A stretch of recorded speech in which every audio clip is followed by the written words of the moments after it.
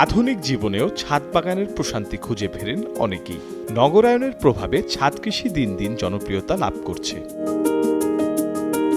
নওগাঁর ধামইরহাট উপজেলার আবু হোসেন নিজ ছাদে তৈরি করেছেন ফলের বাগান। ছিলেন কৃষি অফিসের পিপিএম। নিজ হাতে তৈরি করেছেন শত শত বাগান।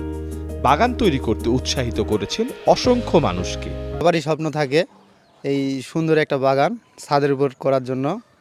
এই বাগানটা দেখার জন্য অনেক মানুষজন আসে এবং আমিও আসি এবং আমিও দেখি। এই বাগান দেখে আমিও করার মতন একটা চেষ্টা করতেছি। তো বাগানটা আসলে অনেক সুন্দর।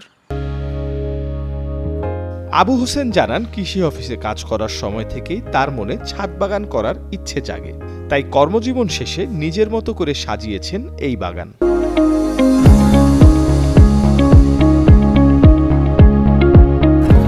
বাগানে রয়েছে ভিয়েতনাম জাতের ডাব, কাশ্মীরি বেদানা, থাই পেয়ারা, দেশীয় ডালিম, দেশি বিদেশি জাতের ড্রাগন ফল সহ নাকফজলি, বাড়িফোর আম ও চায়না থ্রি লিচু।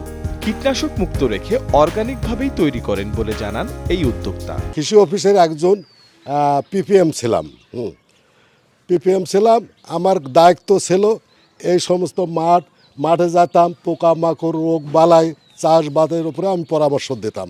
আমার বাগান উদ্যোগে হলো যখন আমি মায়া কাননে ওই বাগান তৈরি করলাম, তখন আমার একটা শখ জাগলো যে আমি আমার ছাদের উপরে একটু বাগান লাগাবো।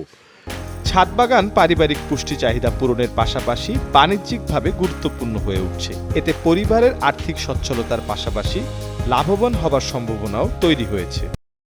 ছাদ বাগান এটা আমাদের স্থানীয়ভাবে এটা করার থাকে। আমাদের যেটা সিটি কর্পোরেশন অঞ্চলে এটা প্রকল্প আছে, কিন্তু উপজেলা লেভেলে এরকম কোনো নেই। এগুলো কৃষক উদ্বুদ্ধ হয়ে বা যারা বাড়ির মালিকেরা উদ্বুদ্ধ হয়ে করে। আর আপনি জানেন যে এখন আমাদের যেহেতু ল্যান্ড কমে যাচ্ছে, এর ফলে মানুষ কিন্তু বাড়ির আশেপাশে এবং ছাদে এই বাগানগুলো করছে।